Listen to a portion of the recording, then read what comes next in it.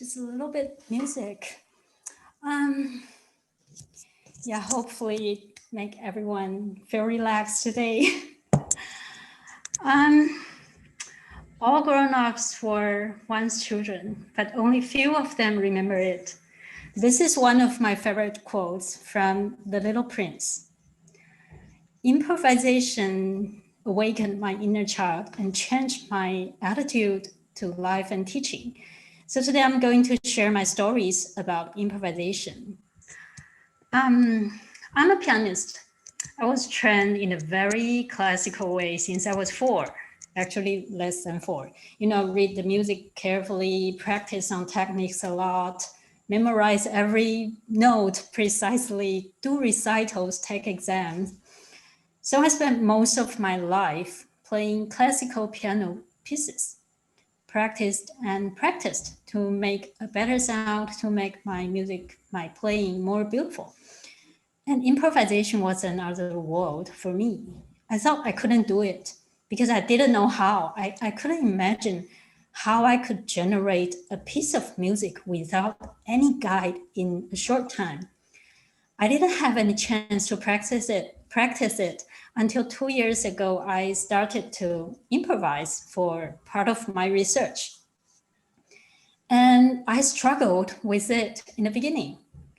Of course, I knew I had all the skills I needed, but my fingers and my brain were stuck in the fear and distrust of myself. I kept questioning, how can I know how to play without music? And even though I found I actually could play without music, I was very anxious about, does it sound good? And the wrong notes really annoyed me. You may ask, how could I have wrong notes if I didn't play with music? I just thought some notes, sounded like wrong notes because they sounded dissonant or out of key. And those were enough to make me very unhappy. I wondered how could those jazz musicians or even some music lovers who never received any formal training can play freely on the piano. I was so curious and I was so eager to know more about improvisation. And I could feel those struggles would bring chances to me to relearn or to change something. So I did a lot of improvisation to feel and to figure out what was happening inside me. I read and thought a lot. I tried to understand and engage in improvisation, and I gradually discovered that improvisation is an attitude. It's a mindset, not only on instruments, but in teaching, in communicating, in life. And the most important elements of improvisation I found were authentic listening and freedom, a real freedom in mind. Those are the things that I've forgotten I once owned. All the materials I can use for improvisation are around me. When I sit here, if I listen carefully, I can hear, for example, birds singing, wind blow, rustling of leaves, raindrops, water in the pipes, the rhythm of people talking upstairs, some thoughts in my head. Yes, I always talk to myself. And even when I stay by the piano quietly, I can hear my breath, which has tempo, rhythm, and even pitch. So once I listen carefully enough, I get the notes and ideas to start with. And only when I trust myself, I can get freedom to play out the melody. But go back to the beginning. Why did I forget how to listen? How did I lose my freedom? And where were my fear and distrust from? I believe I do have all our skills. When I listen to music, I can be touched, I can recognize pitches, different tone colors, I can hear what the composers want to say through the notes. But I think listening is not only about ability, but a habit, not only for music, but for life and environment. I live a very busy life, maybe just like most of you. I always ran to drive my child, to cook, to work, to meet all the deadlines. When I taught students, sometimes I rushed to correct all of their mistakes since they would take exams to get, level up, right? It's been a long time that I didn't slow down, stop for a while to listen.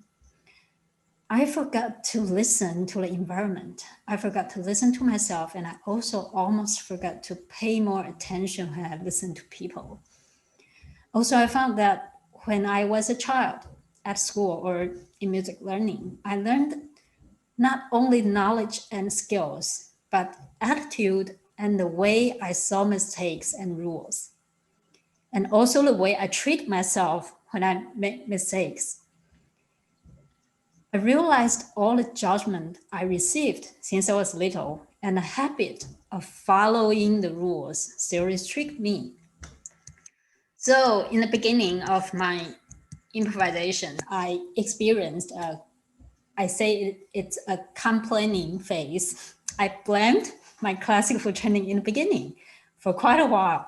I believed that my classical training killed my creativity.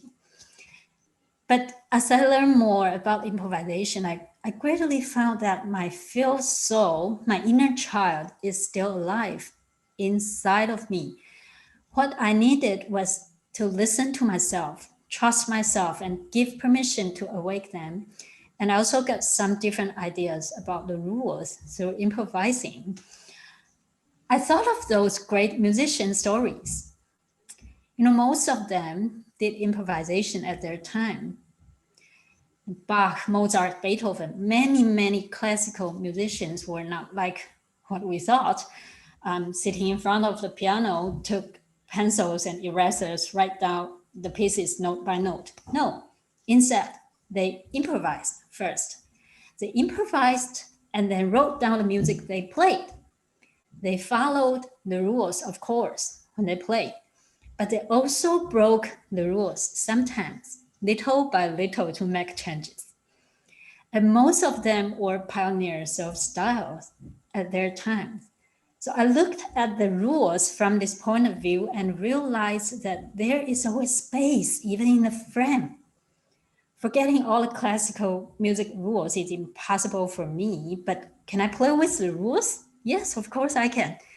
And if something unexpected happens, I should take those unexpectations as another starting point of a new melody instead of defining them as mistakes. As I walked on this way, I also tried to look at and practice my teaching and life with the same attitude. I mainly teach classical music, but now I also encourage and guide my students to improvise, and I found it is a very playful tool in the classroom. They are allowed to try, to play, and to make mistakes. And I do find they become more confident and enjoy making the music. When my student told me a funny story about her pet or a beautiful place she went during the vacation, I might say, okay, sounds good. Now let's back to your sonatina, before I do improv. But now I would say, okay, great. Let's create some music for your dog or for that beautiful place. And even when we're doing very classical pieces, we can do improvisation in different levels. We can play the same melody with different mood, with different rhythm, or improvise a story with the music.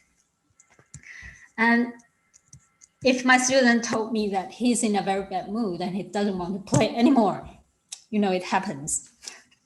I asked him if he can improvise. I said, if you don't want to play, don't play. You just make sound, okay? Make some sound to express your bad mood. Or if he's willing to play, then play the song in the way of what he feels. Instead of saying, oh, hang on, man, this is a serious lesson. Your parents pay a lot of this, so concentrate. With the idea of improvising, chaos could become an offer. Sometimes children just want to be listened, and I listen to them in this way. And I still teach them many things. I listen to my students more carefully and intentionally now to catch all the encountering moments. listen to them and also listen with them. I ask more questions to know why they play in this way or in that way, how they feel about music they play or they hear, or what kind of sound they want. And then we discuss how to make it. I hope they could notice more sounds in the environment, listen to what is there. And I also hope they could listen to themselves and be aware of what they feel and dare to express their feelings in a unique way. Of course, it doesn't mean I give up making a lesson plan. I still have plans, but I don't want to restrict teaching and learning by the plan. I can see my goals are still there. And there are many, many different paths that can lead us to the goals. So when chaos or mistakes happen, don't worry, improvise will get there. So this is my story of improvisation. It changes me a lot. And I really hope I can bring this idea into classrooms, families, or even relationships.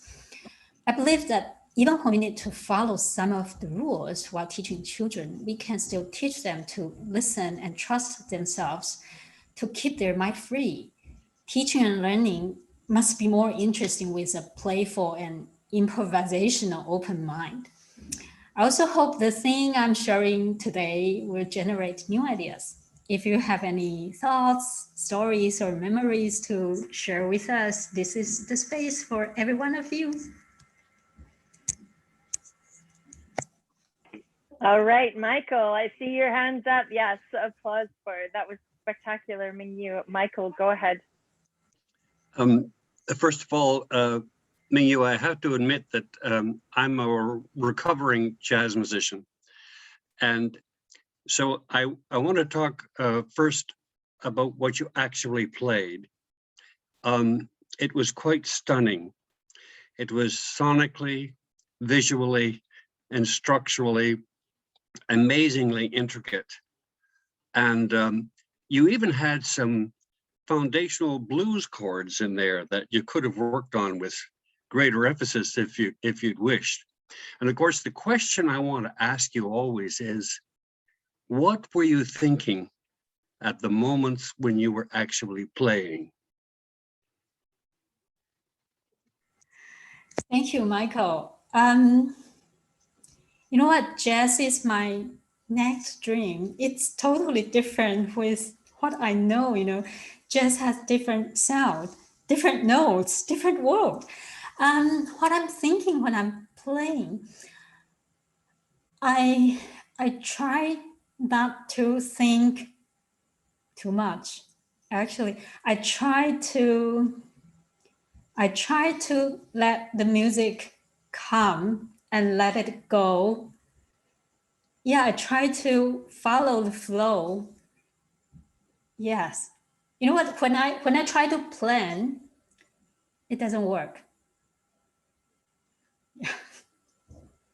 That's why I say I need to trust myself. Yeah.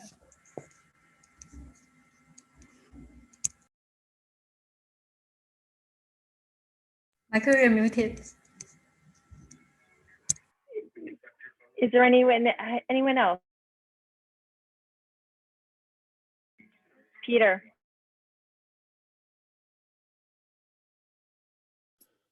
I have so much to say on this topic, so know that I want to speak, but I would rather give other people the voice first. This is a very personal topic to me. Ming-yu, you almost had me in tears because I come from the opposite perspective in music. But I would rather open the space to others first. Carolyn. Hi, I'm not sure. I don't think my camera's working right now. So I don't know. Can you see me? I can't see myself. So, okay.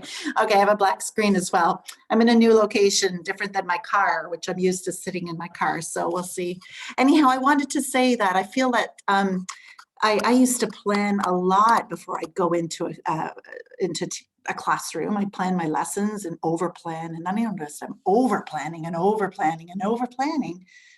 And then once I moved to kindergarten, from high school into kindergarten, I started to notice that, well, anywhere in elementary, any of my elementary experiences, if I know the curriculum, I don't have to plan so much, but I have to listen to the students and listen to their ideas and their thinking, and I can so easily connect that to the curriculum. And so I go in kind of like improvising sometimes. And I think some people think like, wow, you just walk in there. No, I do have goals. I know the curriculum. I do know where I'm going, but sometimes we don't go there. And I'm thankful we don't, because I know I'm listening to the students, they're engaged. I'm offering these authentic experiences and learning's happening. So actually your music, I think sometimes I move through the classroom the way you played that beautiful piece. Thank you. Great. We'll have Fred and then Fiona. Again, thank you for that. You brought back memories of driving two girls out to SFU for a math camp. And one was studying for her grade 10 music theory, and I knew the other one had already passed it. So I just casually said, so how often do you play for fun? And they both said, music isn't fun. And I was shocked. And I said, no, I mean, how often do you just sort of sit down and play with your own songs? We're not trained for that, they said. And I was just shaken, because here we are going out to play with math and play with ideas. And then I thought about poetry and how I hated poetry in school because we were forced to meter and rhyme and all these rules. And then later on, when I was doing some studying, they talked about how if we use a medium that we're not comfortable with, we will derive deeper learning. So I thought, well, I hated poetry. So I started to explore learning something using poetry. And because of the freedom and the improv and the capacious genre that it was, I fell in love with it.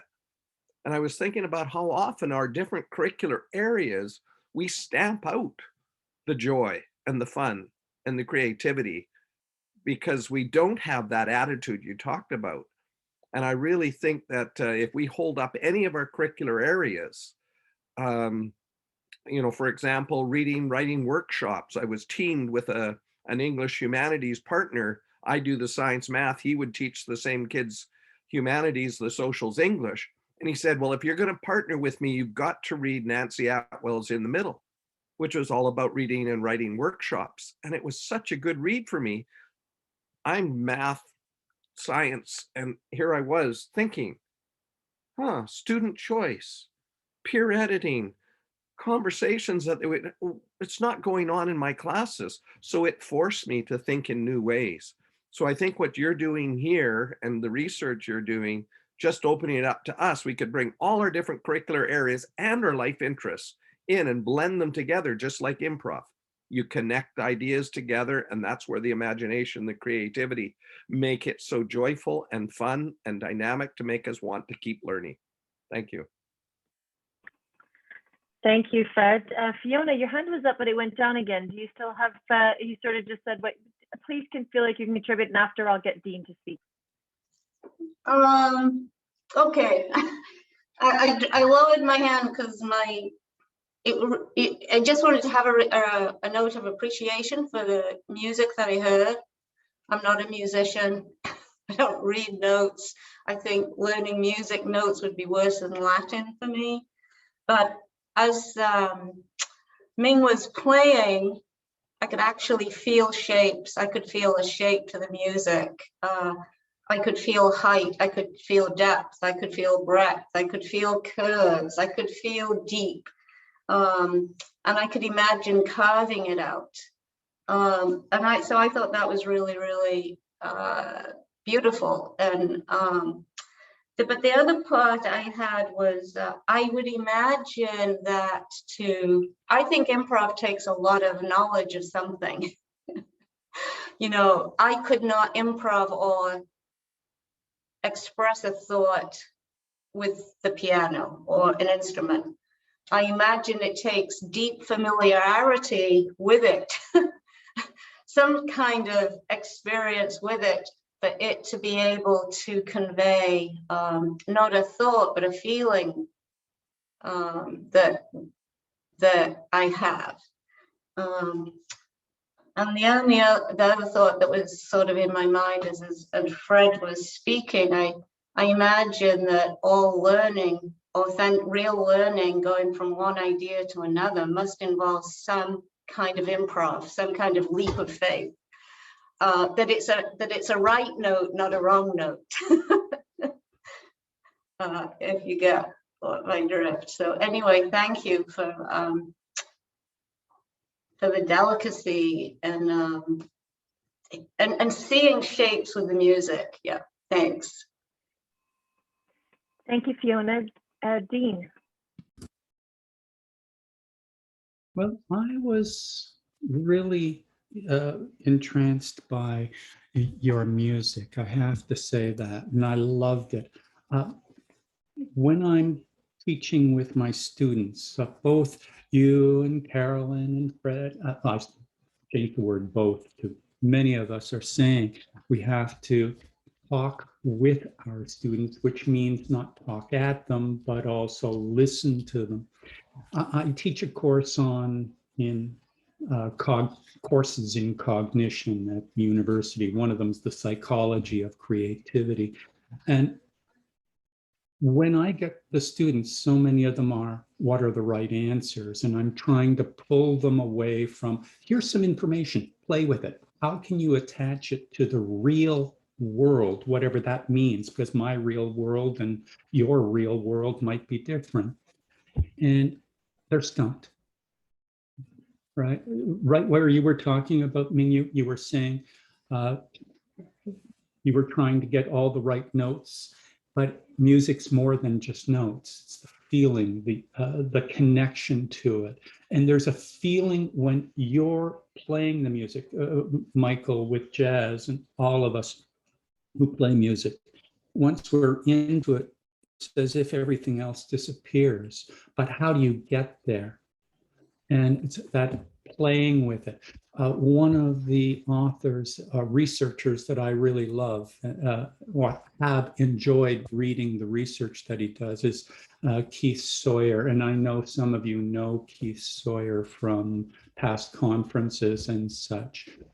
But one of his papers is on group creativity, musical performance and collaboration, and how we teach music incorrectly. That music is not only a solo, it's a group effort. And how can we play while listening to other people at the same time? And that broadens the creativity. A few of you have talked about improvisation, that key concept of saying yes. And what's next? Yes, and what's next? And when it's yes, and what's next, there's no because it's wrong. No, it's okay. I've got a sharp note here. Where does it go from here? So I see that in whether it's playing with math or whether it's playing with music. Thank you, Dean. We'll have Susan and then Cameron.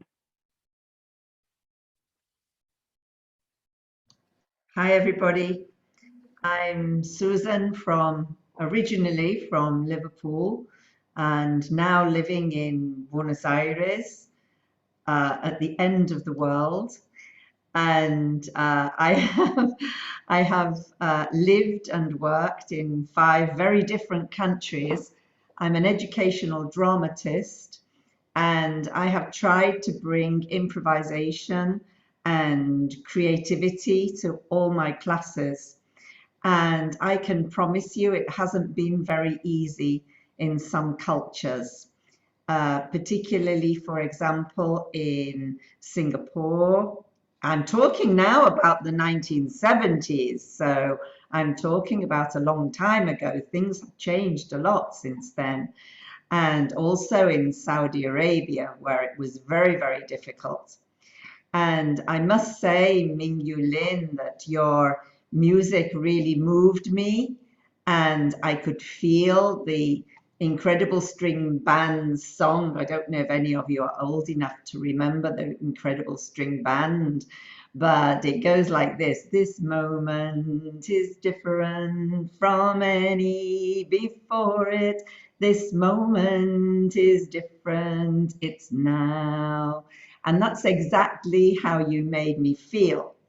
And I always sing this song to my students because I always want them to be here, present in this moment. And I think this engagement and this joy that we can bring to our students. I'm a teacher trainer now, so when I say students, I also mean course participants who are, many of them, almost as old as I am. And I always try to tell them that what we have to do is to be here now, engaged and clicking into each other, synchronizing with each other, even on Zoom. And that's a pretty difficult thing to do, which we have all faced. I've been teaching online since 2004. I started off with a course called From Learning Creatively to Teaching Creatively.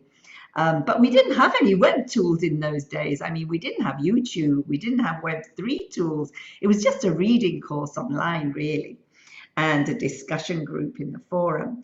But I think we can connect with people through this methodology. And I think it's this connection that makes a complete difference. What we are doing is extending childhood play. And when you think of childhood play, those are the years. You know, give me the boy until he is 7, and I will give you the man. If you think of those years when children are young, they learn more proportionately than they do in the rest of their lives. So why don't we extend it? Why don't we bring it into primary? Why do we only keep it in kindergarten? So this has been my aim all my life, to bring play into everything we do, right up to adults. So that's my tuppence worth, as we say in England. And I'm very thankful to have found you. I don't know how you found me and invited me, but I was very thrilled. Thank you, Mary. I was really very, very thrilled. And I should tell you that I went out with Ken Robinson when I was 17 in Liverpool. And I have followed him, of course, throughout my career. So I think it's really important that we introduce all these things to our teachers, to our professors, and bring peace to the world, because I think it's very empowering. I think there's somebody here who has oh yeah, Phil Jarvis, you have a backdrop which says empower students. And that is what I think we have to do. And I want to carry on the legacy of Sir Ken Robinson, and I know you all do too as well. So thank you very much for inviting me, and thank you very much, Ming-yu Lin, for running this session. So far, it's been wonderful. Thank you very much. Moi, as we say. Thank you, Susan. So lovely. Cameron. Yeah, thank you. Oh my gosh, there's like, I feel like I'm buzzing a little bit. There's just so much that I'm connecting with here. I'm an actor, a classically trained actor, went to theater school, formally trained. And even in, even our job is to play, and improvisation can often be the scariest thing for us. And I've been fortunate enough to be working with a company and with a group of people, and Alexis Milligan is part of that, for the past few years, where we've been investigating how can we stay in that process of learning and play for a lot longer, even as we build a play that we know ultimately has to get to a certain structure, that ultimately we have to get to something that we can perform every night. But can it be a little bit more flexible, and can it be, can we stay in that idea that we don't have to have it be perfect right away, or get to that final result in the first week? And in terms of making mistakes, can we forgive ourselves a little bit? And what is the language that we use in the moment immediately after we make a mistake? We say the wrong line, or we do the wrong thing. We spend months in rehearsal, and if we're going to have months to rehearse, then why don't we actually use those months to rehearse and to play and mess around and to pull apart, rather than being so focused on getting something right. Anyway, so we just have to call out Alexis Milligan and Tim Carroll for helping me facilitate that work. And now that I'm working more as a teaching artist, I'm so aware of that, of improvisation, and how sometimes we just want to prove how much we know. We want to prove that we've done the work, when really we can prove that just by sort of knowing we've done the work, knowing we have that knowledge, and showing up into the room and listening to what the students need. And then we can sort of be like, okay, then I need to bring this forward. Okay, I'm hearing this, so then I can bring this part of the knowledge forward. And not feeling as if we have to go in there and prove. While I mostly do workshops, so I work with the students and usually just in one-off situations, and letting go of that idea that I have to prove why I'm there or prove that I know enough to be there, and just listen to what they're asking me to bring to them, and trusting that that's enough. So thank you so much. That was just to hear you play and to hear everybody speak. It really, really touched me. So thank you. Thank you, Cam, and I'll call on Dale. Oh, thanks, Alexis. Ming, really enjoyed your presentation and your music, and I can relate especially to it because my daughter-in-law is a classically trained pianist, and she's from Taiwan, and she met my son at music school at McGill. He was studying jazz guitar, and so improvisation and classical music mixed, and they actually just celebrated their 20th anniversary. And interestingly, Rob, my son, who plays professionally in New York, started playing with his brother, who is also a McGill grad in jazz, and he's a drummer. And the interesting thing about how those two boys got started was, like, my son, the drummer, was kind of beating on his sister most of the time, and till we got him a teacher, and then he proceeded to develop a really successful career in jazz, and has gone on to win a couple of Juno Awards, and both of them have traveled the world and really built fabulous music careers. But it kind of started, I play the violin, and actually I was classically trained and never really encouraged as a kid, because my mother, if you ever have a kid that's learning how to play the violin, and you have a mother with 5 kids, she used to say, can't you play that thing out in the garage or down the basement or something? So I'd probably be a lot better player if I was allowed to play more. But interestingly, it helped me kind of encourage my kids to pursue music, and we always had instruments around, and we just gave them some of the tools. But I think the difference is really, if you can encourage young people at an early age to just enjoy it and play. And if you look at what's happening in kitchen parties in Cape Bretons, I mean, these kids have a fiddle in their hands by the time they're about 4 years old, and they're just playing along with everybody. There's no wrong music or right. It's just for the joy of it. And so recently I just started playing piano. I have like an online course that I'm taking, chording, and just kind of, the neat thing about the piano is that it's kind of like target practice, unlike the violin, where you think about it, you can kind of get a few good notes out of it without a whole lot of practice. And I'm really enjoying learning on that, and play more than ever, because and that's part of the reason why I think people are successful in whatever it is they learn, is being able to just do it and improve it. And same thing with kids. I run an art school here in Moncton, and we see this with kids who are doubting themselves when they are up against a really strong artist, and say, well, I don't think I can do this, and they get intimidated, and of course they stop. And it's so counterproductive to the whole creative process.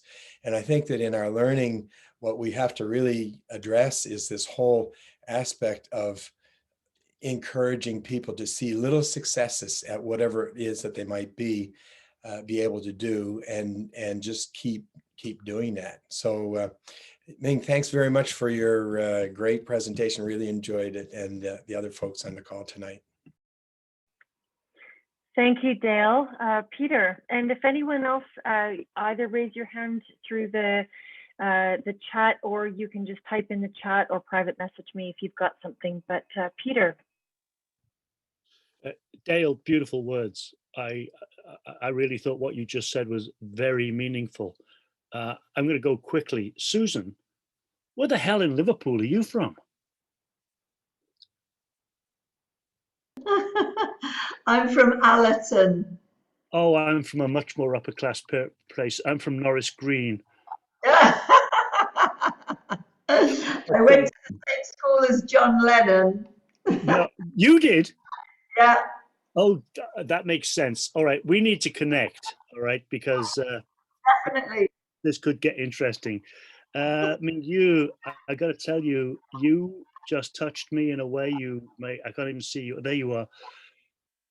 Oh my goodness, we have such big different approaches and different ways that we came through life, because I was put in music lessons at a very early age, and I went on to study classical music, but it was one of the most frustrating things that ever happened to me, because although I loved it, in retrospect, I now realize that I had a profound learning disability. And to this day, although I have a degree in classical music, I cannot read music.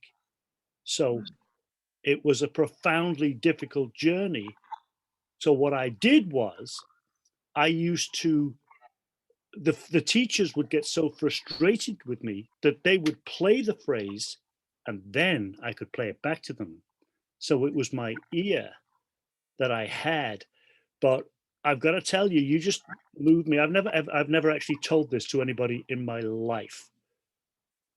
What you just said, and that's the beauty of this amazing forum. And I'm so grateful to Gillian Judson, to Mary Blatherwick, and I hate to admit this, but to, what's his name? What's his name? Where is that man? I can't even, I really have forgotten his name. Where is he? Somebody tell me. Mary. Michael Wilson, for bringing me in on this, as we set up this amazing forum. And it's the first time I've ever actually really spoken my truth on this forum. And Ming-yu, you brought it out in me. It was a very deep feeling of the one thing that I knew I was good at, I couldn't do because I couldn't read it. And I actually think that drove me in other areas of my learning to continue to prove myself. But it also taught me this, and it's something that I've had in my own teaching throughout my 45 years of teaching: never judge anybody. Do not dare ever judge anybody, because you have no idea what's going on in those young people or in those older people. Because life and learning is complex. And the way you just revealed your journey was beautiful. And thank you for doing it, because it's just forced me to out myself as somebody who had a profoundly difficult journey. Although I know that most people who look at me would think, well, you know, he really probably hasn't, but it was. So thank you.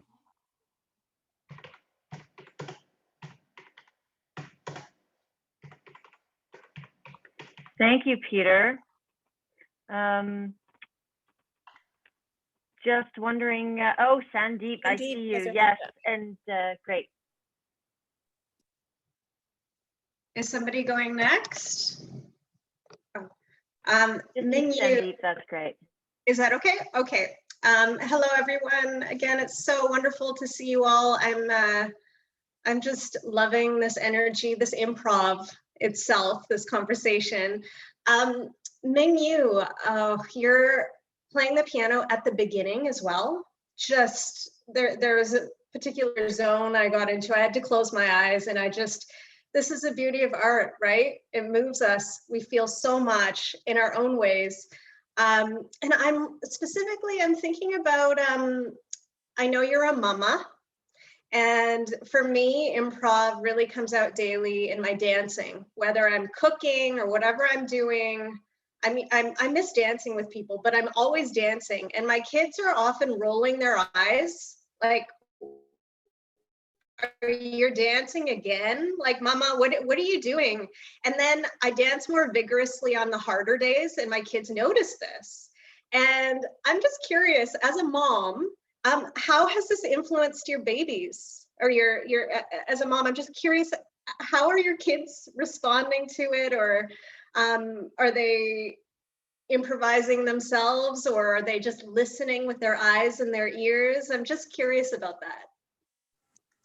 Okay, I have a son who is 16 already, and I think he got used to, like, Mama is playing since he was a baby, because I practice almost every day, so that is part of his life.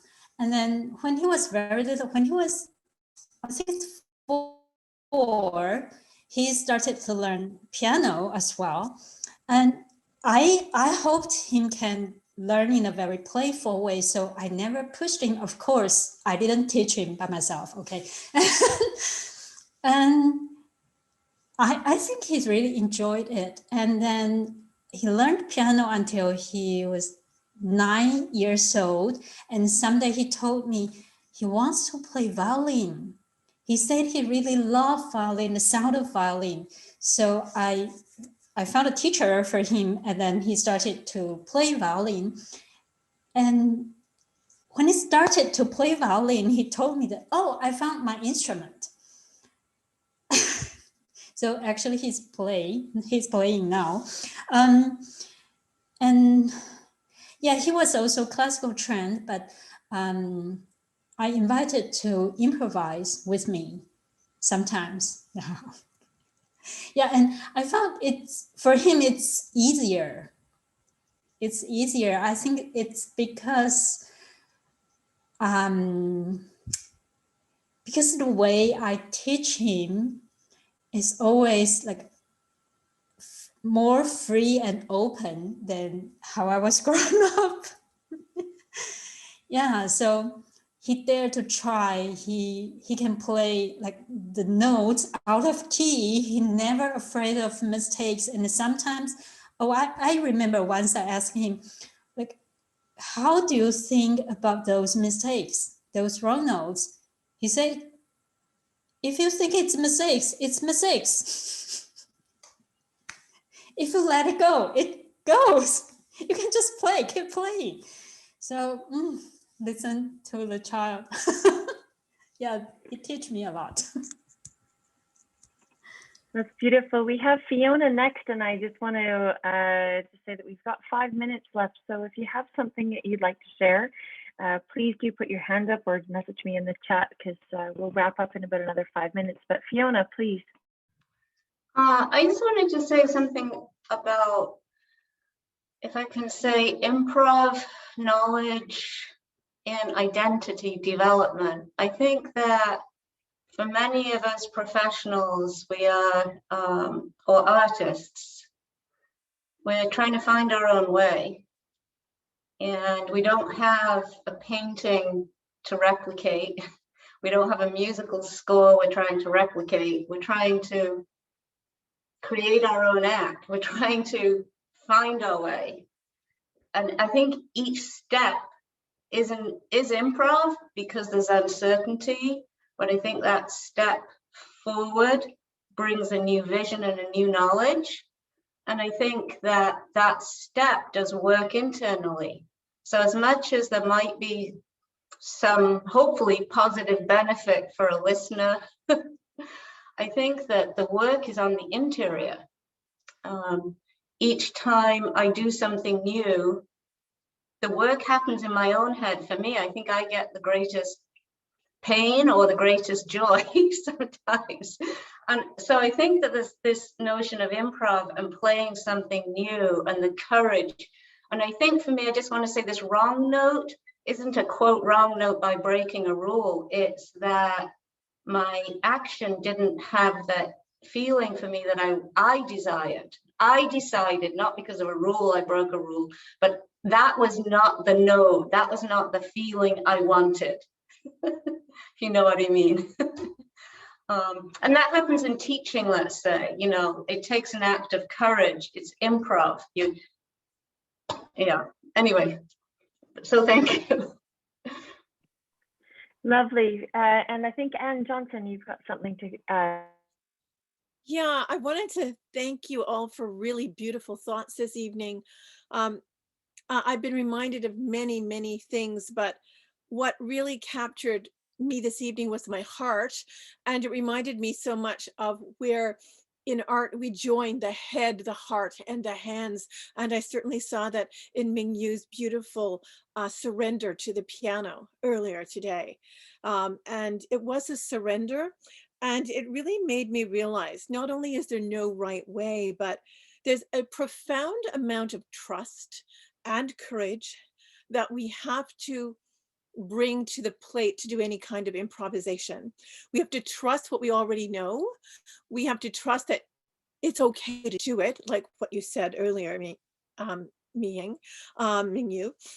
And it takes a certain amount of courage to pluck the next note or string on the harp or the piano or whatever instrument you're playing, and trust that it will be okay, or that it may or may not align with your vision or what you heard in your head or what you wanted it to be. But I think that is where we bring the heart in. What we desire to hear next, we desire to hear that note. And it may fit and it may not, but it's like a great noticing, like Maxine Green talks about. And it's an inner noticing, and we check our head out. And I think it's so important that there is something that merges the head, the heart, and the hands together that is truly creative, that little note and that vision. And when we do that, when we play from the heart, we start to engage the emotion. And we know that what brings us into art lastingly and deeply, and also into ourselves, is where there's a heart connection. And when there's a heart connection or an emotional connection, as I think you stirred in us all this evening at the beginning, it's something that lasts with us. That music lingers in our soul and psyche and our noticing and our thoughts for much, much longer than this evening's conversation. And I think that's what happens when art starts to get its own voice, and we surrender sometimes to the medium, and we let the heart speak as well as the head. And in school and in learning, where there's so much head stuff that we have to have right, and then we get so caught up in that, it's hard to get anyone to get out of that knowing and go over here or down in here to the heart. And I just think that improvisation is a way to do it. You really illustrated that gorgeously for us this evening. And we have invested a great, great deal in our heads, and really the only way to unlock that in a way that connects to our hearts as well and gives us that balance is to do some improvisation and see what comes out when we start to explore and we trust that process of surrendering to what we know, to what we feel. And that's I want to thank you. Thank you, Anne. Yes, and we'll finish again with another Anne, and then we'll wrap up to finish our evening. Thank you. I wasn't sure if there'd be time or not, but it's been a very interesting conversation and listening to everybody tonight. And I've been at some of the other idea jams, and one of the other ones was the one about changing the learning. I'm trying to remember what exactly it was called, but everybody here is talking so much about how important improvisation is, and yet how much courage and how difficult it is for people to do. And then talking about using it in the education system and how difficult that is, and how hard it is sometimes to get the kids to buy into it. And so I think I walk away from this conversation tonight and the other one about the turning education on its head and say, why is it difficult for kids, or why is it difficult for adults to improvise? What are what are we missing in bringing up our young children or in the education system? What are we missing that makes it hard? It should be easy. It should be fun. It is supposed to be fun, right? Well, so I guess the question I go away with is, okay, we all agree that improvisation is great. How do we make it so that it's acceptable, that it's the right thing for kids in education, in life, and learning? That is a great thing for us to end on this evening, Anne. I think that that's what we, I think this is the mountain that we continue to climb, and that we're obviously climbing together. And the thing that keeps coming up, which is about this fears and permissions, and that there's a lot that we have to find in ourselves to be able to do those kinds of things that allow us to take those chances and those risks, or to experiment. And I think if we have that opportunity to explore those questions, I agree. Someone just said, if you just posted, we need the idea jam for this, because we as a committee, we're sort of going, okay, what's our next steps as we go forward with these idea jams? And our next steps is trying to figure out action, and trying to figure out what is down at the heart of this, and what are these possibilities of transformation. And as Ming-yu has presented, transformation through improvisation. So I just want to pass it back before we close. I know it's just after our hour. I just want to pass it off to Ming-yu and just sort of see, in terms of your last thoughts or anything that you want to share before we close out, and then I'll just give us a heads up about what's coming in the next couple of weeks. So Ming-yu, what are your your thoughts on this? Okay. Thank you everyone for being here. Yeah, last word is be a playful adult. Find your inner child. Thank you. This is what's so great about this committee, is I feel like I'm learning so much about all of you. Anytime we do one of these things, it's so great. Thank you so much for joining us this evening. We will have, you can save a copy of the chat yourself if that is easier for you to do. You can head down to the chat section. There's a section that's called file, and then beside it 3 dots. You can save it directly to your computer. We will also be having a copy that we will send out. We have our next one, April 15th. We will be sending out our reminders within the next 2 weeks in terms of what's coming up next for us. And like I said, we're in the planning stages, and we're in a thought process right now because of where these idea jams have taken us and taken this conversation to such an international level, that we're all asking these big questions, and we are all seeking how to work with these brave hearts that are encountering a wild world. And so how can we help in that journey for all of them? So thank you for your time this evening, and thank you for joining us. And stay tuned to CNIC, and we'll be sending out more information about the things that are coming up for us in the next few months. And we hope to see you very soon. So April 15th, we'll be here. Thanks so much, everybody. And thank you, Ming-yu, for a very thought-provoking session. This is what we needed, I think. Thank you.